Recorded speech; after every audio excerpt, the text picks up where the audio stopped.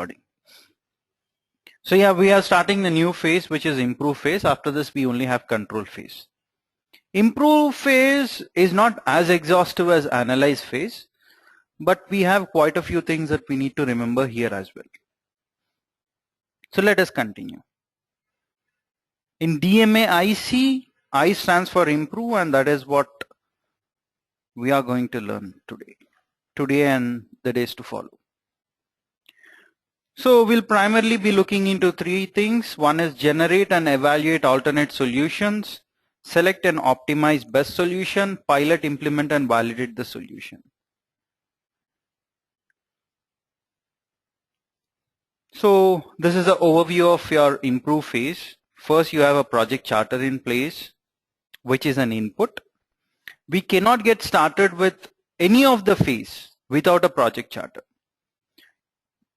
You need project charter right at the beginning of the project, and also you need it as a reference whenever you start a new phase.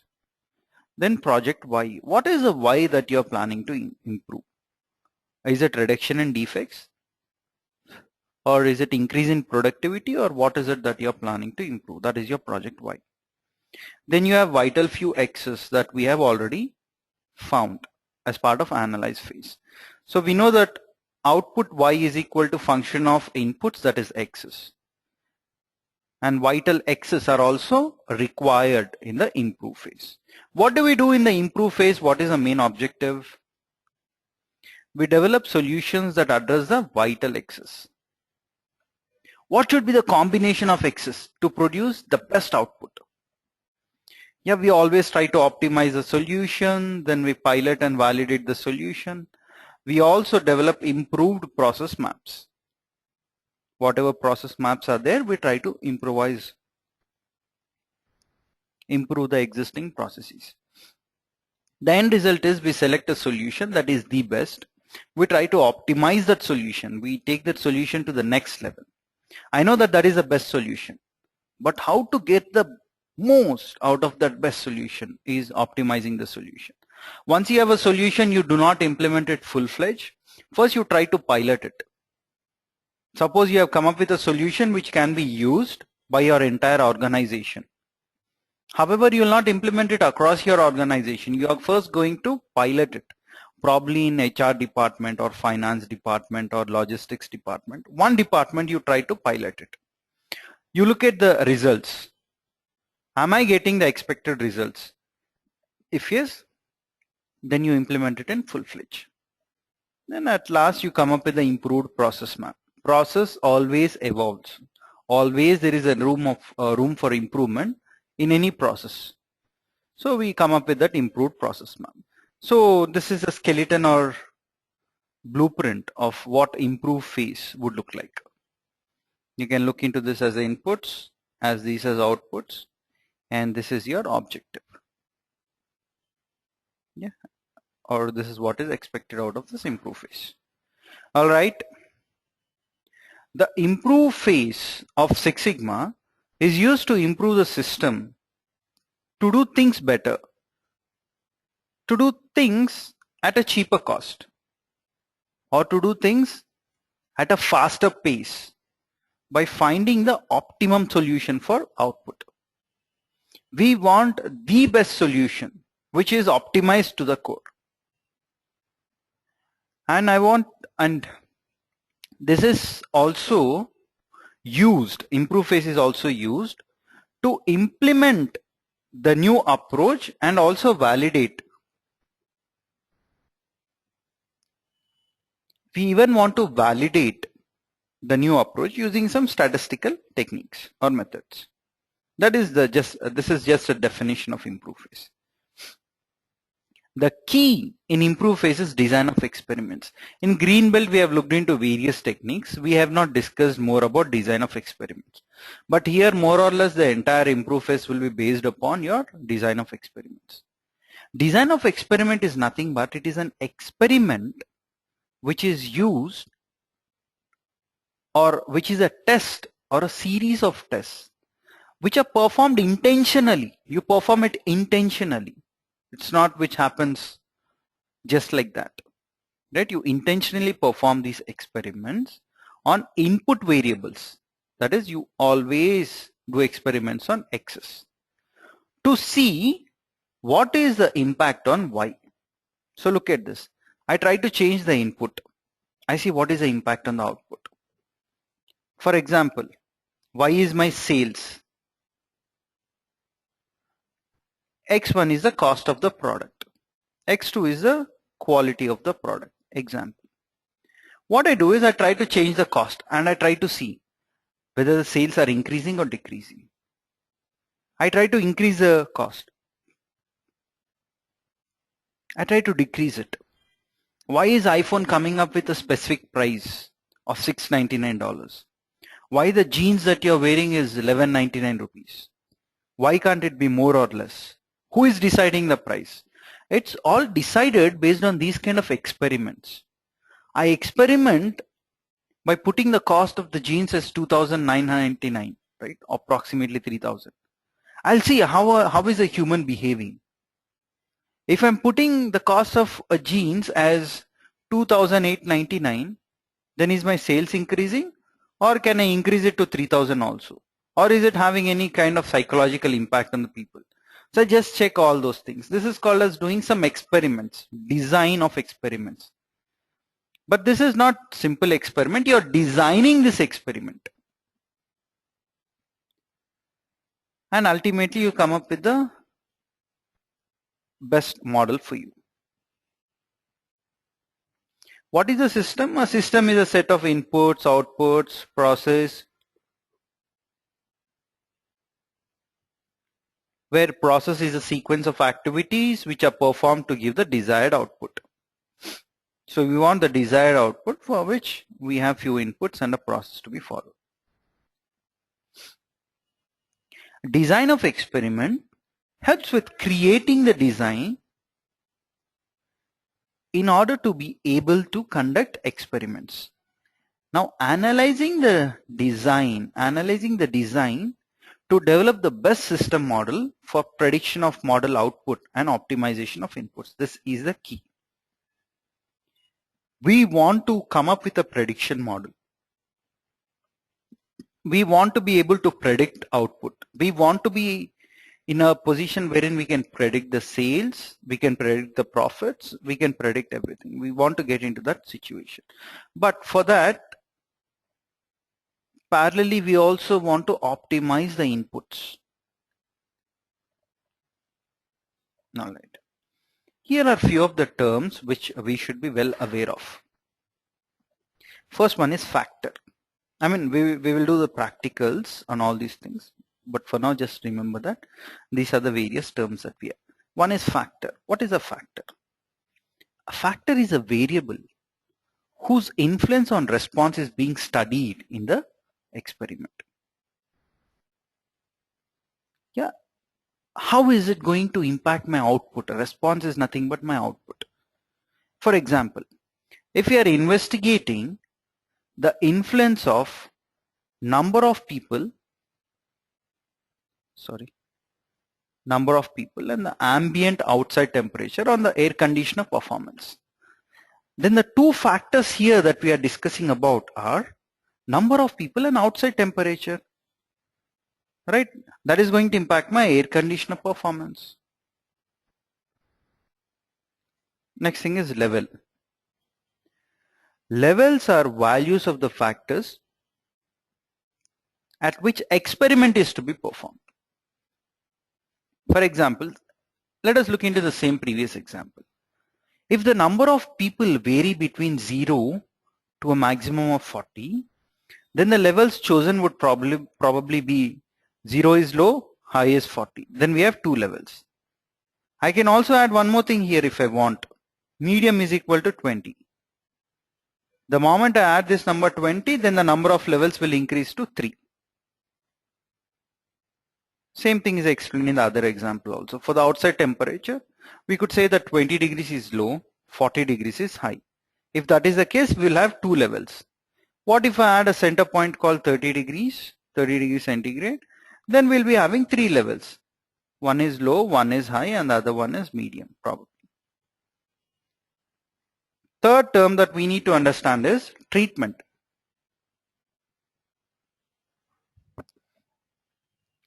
assigning a level to the factor during an experimental run. If I have factor which is number of people, how many levels should I assign? Who told me that I have to take only 2 levels? Why can't I take 3 levels? Why can't I take 10 levels? 0, 5, 10, 15, 20, 25. Why can't I take those many numbers? Why can't I take 40 levels? 0, 1, 2, 3, 4, 5, 6, 7, 8, so on and so forth till 40 will be make 41, right? So why can't I take those many levels? Right? So deciding that is called as a treatment. We will discuss everything in practical sense also. This is just the theoretical part. Then comes the treatment combination. The combination of respective levels of input variables for an experiment is called treatment combination. For example, if we conduct an experiment with 40 people and at an outside ambient temperature of 20 degrees centigrade, then that test would be a treatment combination. I can have 40 people with 40 degrees, 40 people with 30 degrees, right? I can have n number of such combinations. Yeah, one second. Yeah, sorry, I just wanted to make that correction. All right, next comes number of treatments or number of treatment combinations. The number of treatment combinations is the multiplication of the number of levels of each factor. Here is the example. If there are 3 factors with 2, 3 and 4 levels respectively, then the total number of treatment combinations would be 2 multiplied by 3 multiplied by 4. This is how you calculate the number of treatment combinations. If all factors have the same number of levels, then the total number of treatment combinations would be, say, 2 multiplied by 2 multiplied by 2. So question to you, Anuj, if the number of levels are 3, right? And if all factors have the same number of levels, which is 3, then how many treatment combinations would we have?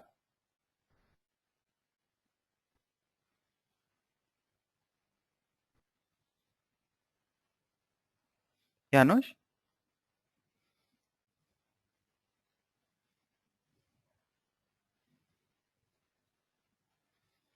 Are you with me? Okay.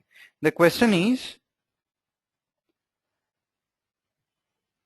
here, if all factors have the same number of levels, say 2, then the total number of treatment combinations for 3 factors would be so much. My question is, how many treatment combinations would you have if the number of levels is equal to 3 for all the 3 factors?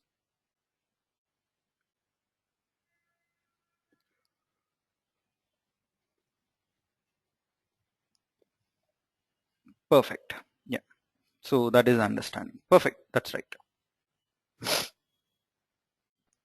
Next term that we need to understand is blocking. Conducting experimental runs in blocks, groups, blocks. A block is a group of homogeneous experimental units or observations. Here is an example.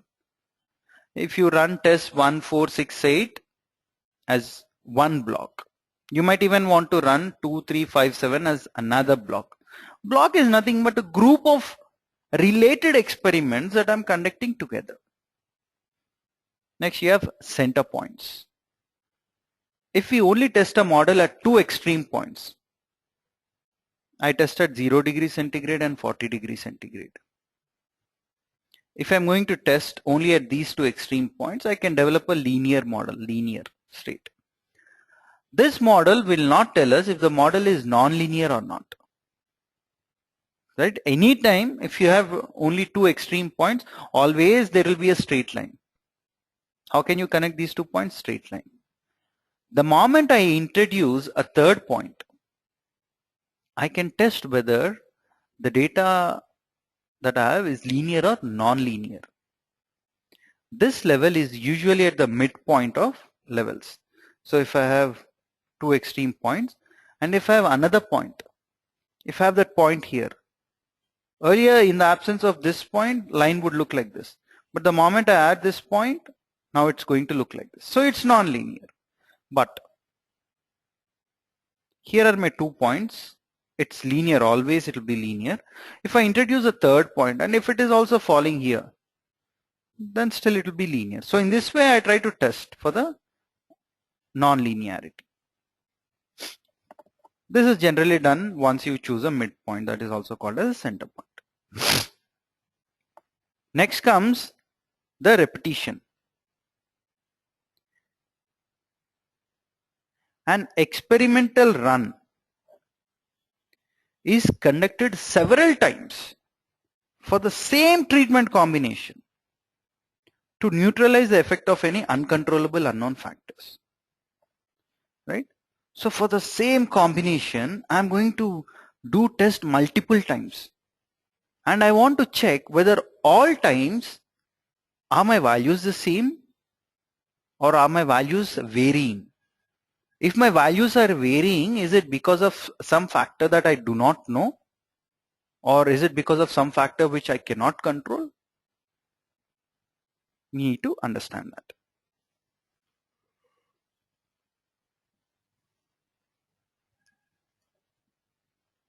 Then comes the replication. Conducting repeated runs at the same experimental conditions. I conduct surgery for a person in the same operation theater using the same apparatus or same equipment, same surgical equipment. It's conducted by the same doctor. This is called as replication. When replication of a design is done, the complete set of runs from the initial design are duplicated. Initial design, right? When you run that experiment, the same things are again repeated. They're duplicated. Next comes the mains effect. The effect observed in response variable on changing a single factor from one level to another. So in our experiment, the example that we were discussing, right? We considered the number of people and also the outside temperature.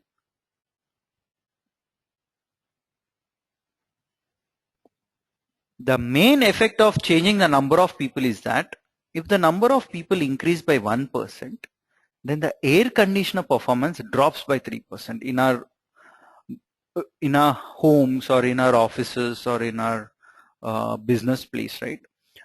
The moment the crowd increases, your air conditioner performance drops. That means you'll not be able to feel that the temperature is cold or the temperature is according to the air conditioner temperature that you have set. That is the main effect. What is the interaction effect? The combined effect observed in response variable. What is response variable? Y. On changing the specific levels of two or more variables. For example, here, if the number of people is increased by 1% when the outside temperature is hot, how does it behave? I'm changing two things here. I'm looking into number of people and also I'm looking into the outside temperature. The performance drops by 4%. But when the outside temperature is cold, the performance is not impacted. So you start making these kind of statements by looking into two things or three things, right? So that is called as interaction effect. If you change only one, it is called as mains effect. Next thing is types of experiments. First thing is trial and error. Randomly changing inputs to observe changes to output without any specific plan. Trial and error. I just try. If I get okay, if I do not get, I'll learn from that and move on. That is called as trial and error in types of experiments. One factor at a time, OFAT. This is what we have been doing since our childhood, right? Varying each factor one at a time to understand the impact of other variables on the output. This is OFAT. Third thing is full factorial design. running all possible combination of factors in order to develop a complete model of the system.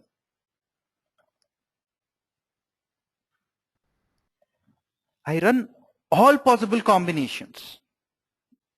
That is full factorial. We'll do anyways the practicals of this also, so you need not worry much. Then we have fractional factorial design. Running only a subset of the tests and still being able to derive useful information from the test. Remember, running the experiments would be very costly. And we will learn how the difference would be in full factorial design and fractional factorial design. We'll discuss all those things. Types of design of experiments. One is fractional factorial design and another thing is full factorial. If the number of factors are more than 4, that is when you tend to go with fractional factorial. Your objective is to identify what is the interaction among the various factors. You look into the main effect and some interaction effects also. You do full factorial when the number of factors are in between 5 to 1, not more than that. A relationship between the factors, that is what you want to look into, not the interaction. And what do you want to estimate? All the effects, all the mains effect and all the interactions effect, not only few. You want to look into everything.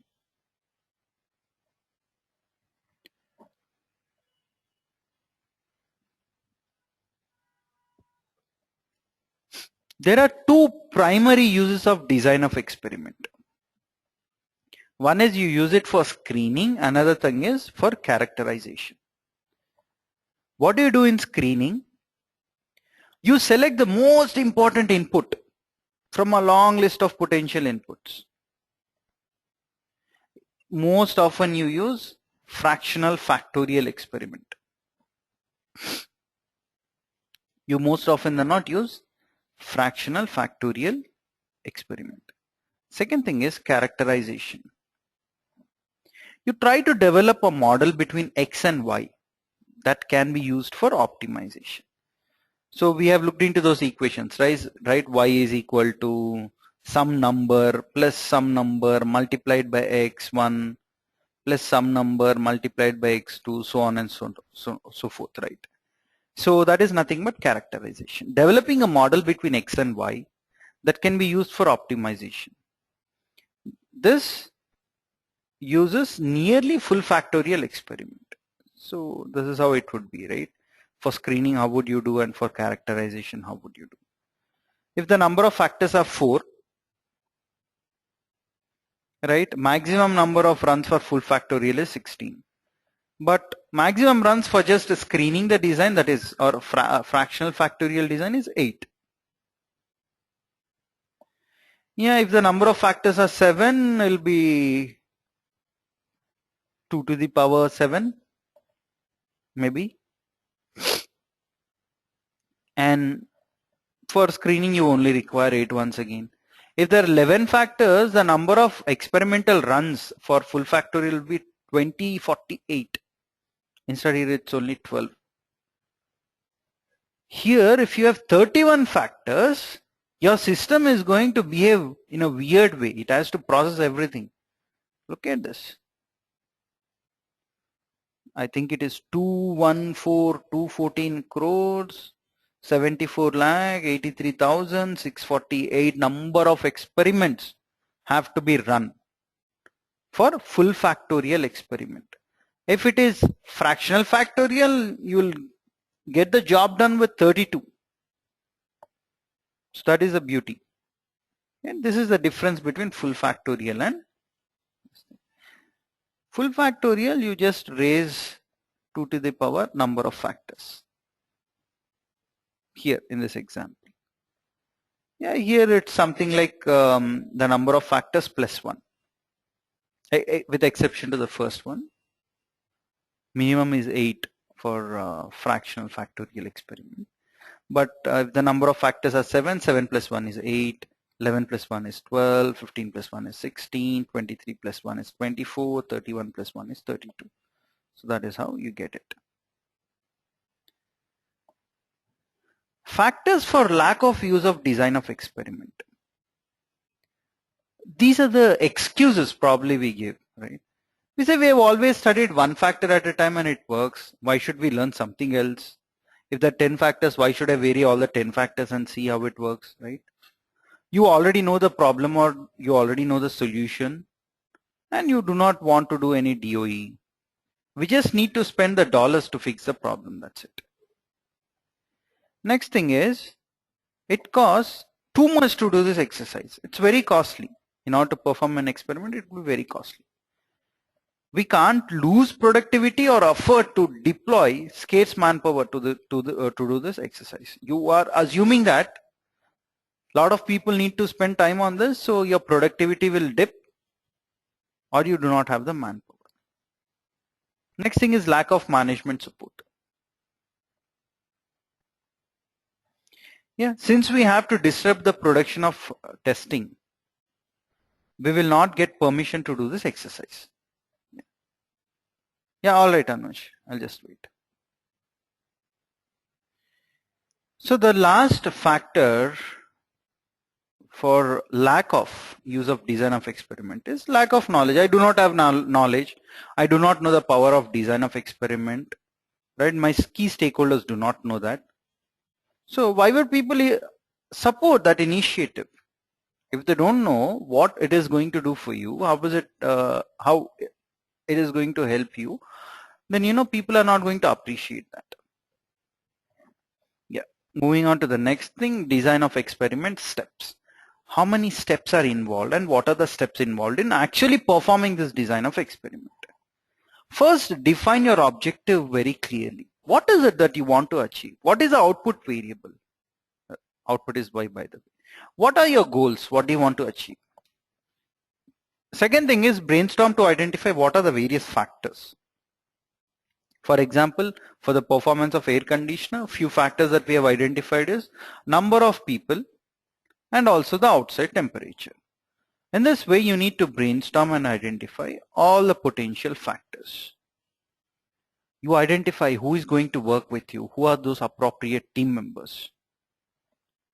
And out of the list of all potential factors, select those factors which you can control from your end. Can you control the outside temperature? No, I cannot do that. So that is uncontrollable factor. Always select controllable factors and which is easy to change. Third point is select levels of input variable. Initially select a wide range that is practical. Initially do so. Select all the inputs, wide range of inputs, which is practical. Next, select the design that best fits the study. Do we want to do the full run? Is it really required? Or can we get the results by doing a fractional factorial? This is a call that we take. We have already discussed full factorial versus fractional factorial. As and now the number of factors increase, your full factorial will become crazy. So you'll have to understand that. Then create the design. Randomize the test runs to eliminate influence of noise factors. Don't do the tests in particular order. One person, outside temperature 40 degrees, two people 40 degrees, three people 40 degrees. Now again I change it. One person 30 degrees, two people 30 degrees. This is called as doing it in a sequence, in an order, right? But don't do that. Randomize it. Probably you want to do this, then probably you want to do this, second, then probably this third. In that way, try to randomize so that the noise factors are eliminated. That means it should not impact because of the order in which you are performing your experiments. Sixth thing is conduct the experiments and collect the data. Why are we performing these experiments? We want to do experiment, we want to see what the results are. Ensure that the test settings are accurate and tests conducted according to the design. Don't design a test in a particular way and then do your own test. It doesn't work that way. Last thing is analyze the data and draw inferences. Determine what are the optimal input settings for best response. What are the best inputs which is going to give me the best response? Why? And then present the practical conclusions to stakeholders. Probably you can use graphs to actually explain to the key stakeholders. Graphical representation always helps. People will be easily able to grasp. Rather than you showing the numbers saying that p-value is greater than 0.05, don't show all these numbers, people will get confused, right? Only we would be statisticians, right? We cannot expect everyone to be the statistician.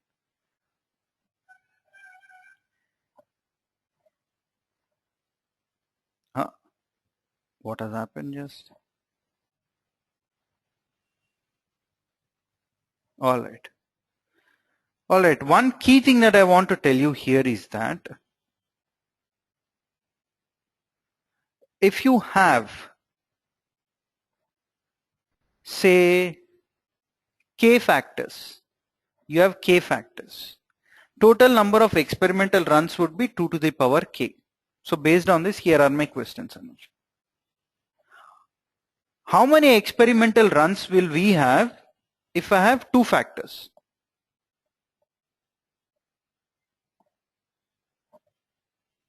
I'm telling if we have k factors, we have 2 power k experimental runs. What if I have 2 factors? How many experimental runs should I perform? Correct. What if I have 3 factors?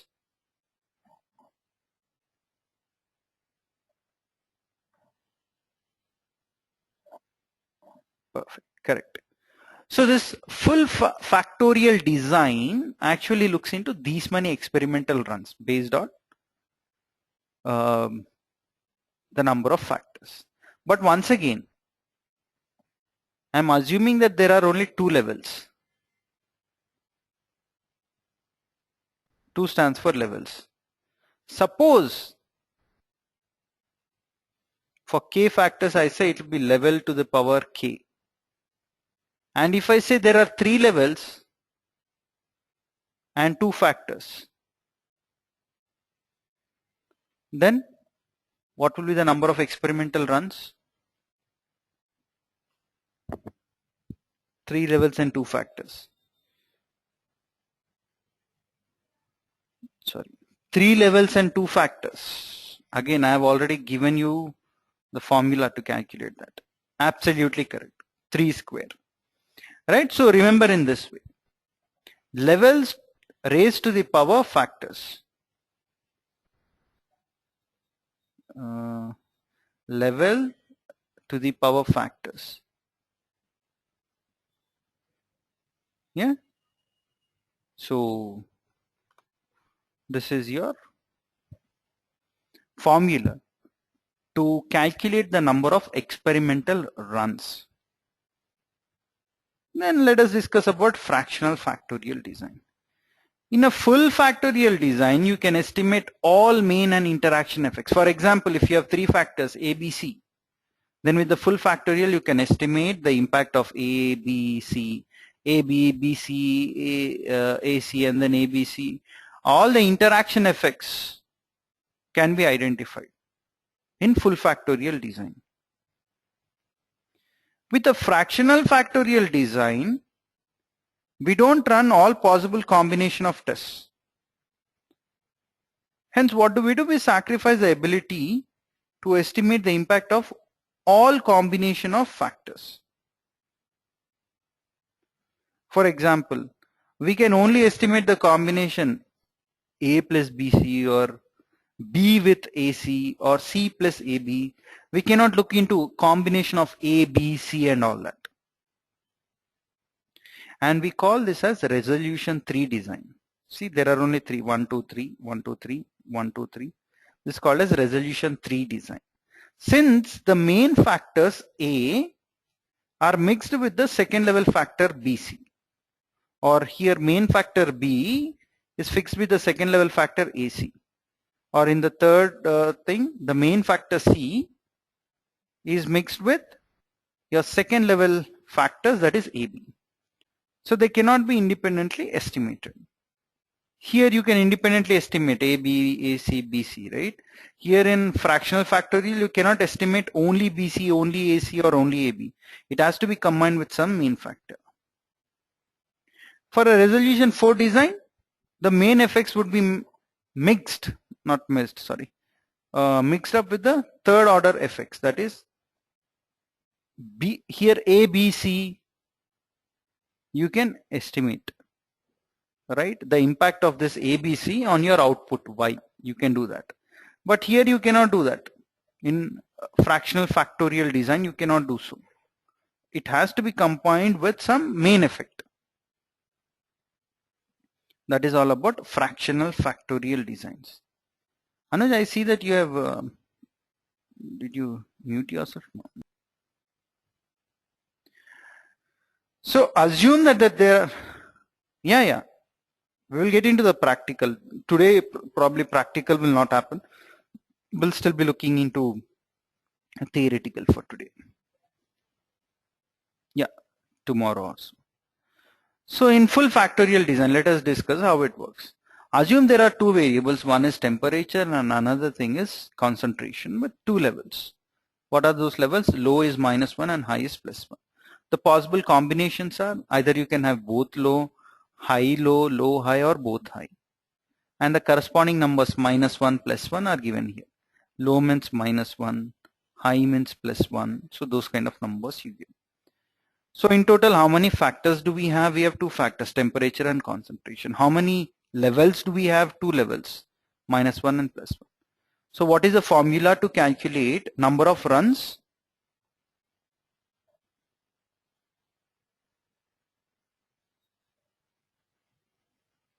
Number of runs, experimental runs, what is the formula?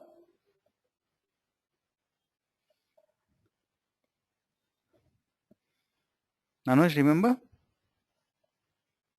Absolutely, level to the raised power k. K is factors, or you can put it as f if you want. Level raised to the power factor. So how many levels do we have? Two levels. How many factors do we have? 2. So 2 raised to the power 2 is 4. How many main effects do we have? Main effect is A is main effect. B is another main effect. But if I combine these two, that will be called as two-way interactions effect, which is AB. AB or BA is the same, right? So AB. Next. If there is a third variable also, say quantity of catalyst, then it will be level to the power factors. Now I'm adding one more factor. Number of levels would remain 2. Factors will increase to 3. Number of factors 3 means 2 raised to the power 3. Number of runs is 8.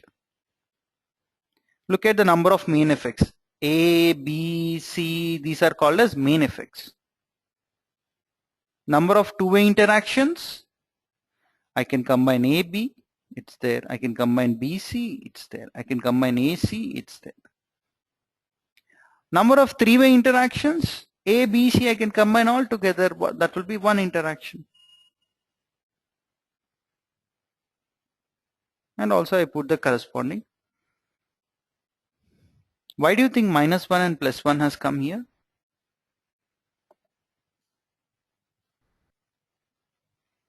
-1, -1, minus, plus.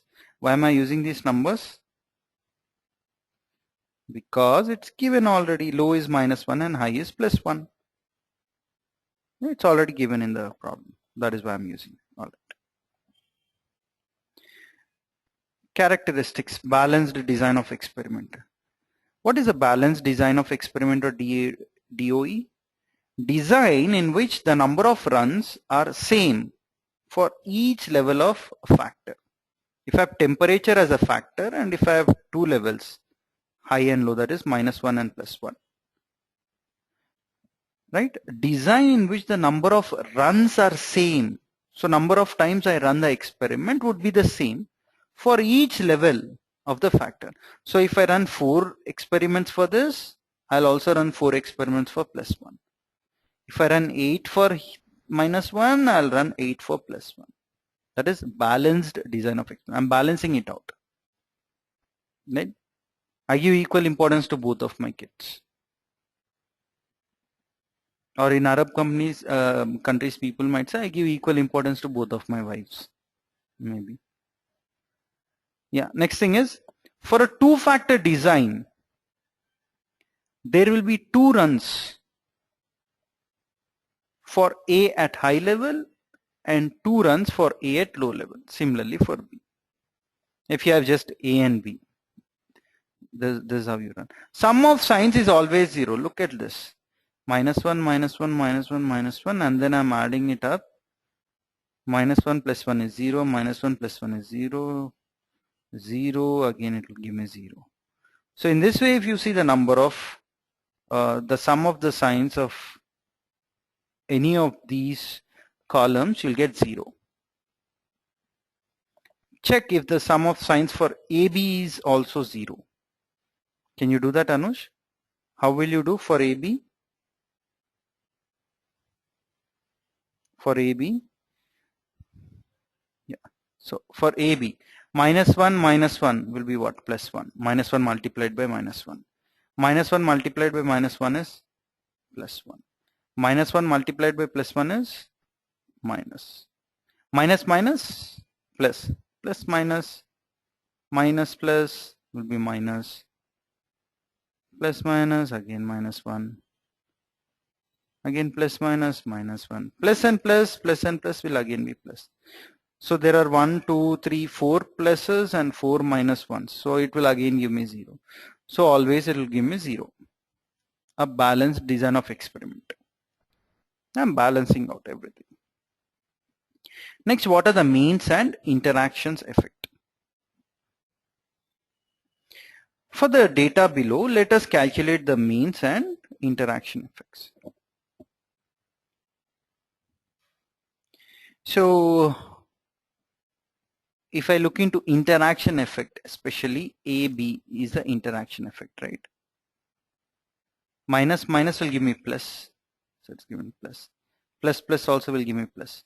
So these two, this arrow and this arrow, are giving me positive signs. So interaction effect for this and this will be what? 102, because that is a number corresponding to this, and 141. Right? And I also have to look into the negative signs. So plus minus is minus, minus plus is minus. So I'm getting minus S of AB. So let me sum up that also. I'll get 122 plus 88.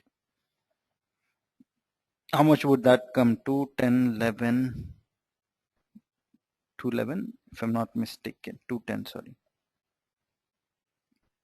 Yeah. And if I sum up this, it'll be 243. So this is how we calculate. That is what. Okay.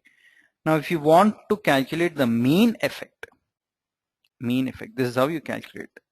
Formula is sum of all plus S minus sum of all minus S divided by number of plus or minus runs, which will give me this number. So response yield increases by 36.5 on an average as temperature changes from low to high values. So these statements you will have to actually give a little more importance to. What is the effect of concentration? 88 plus 141 minus 122 plus 102, which is going to give you 2.5. Response yield increases by 2.5 on an average as concentration changes from low to high.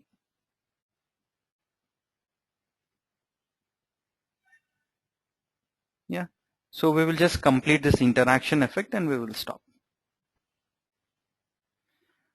How do you calculate the interaction effect? It is the effect of response from a combination of two or more factors. So if I have A and B, what is the interaction effect? AB. If I have A, B, C, D,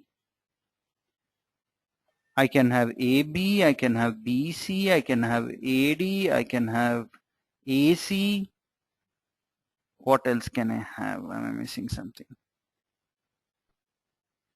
CD, I can have.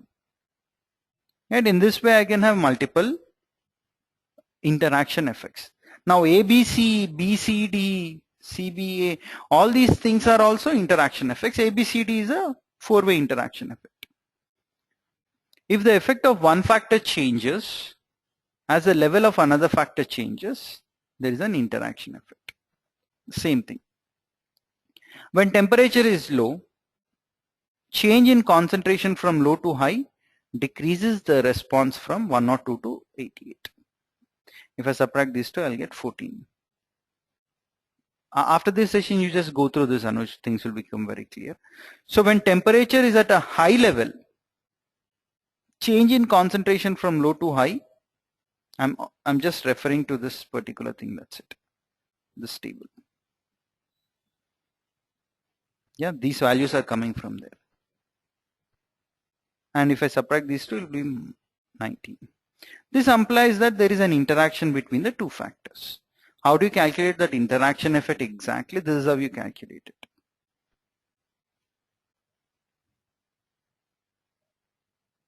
Yeah, and then we have this exercise.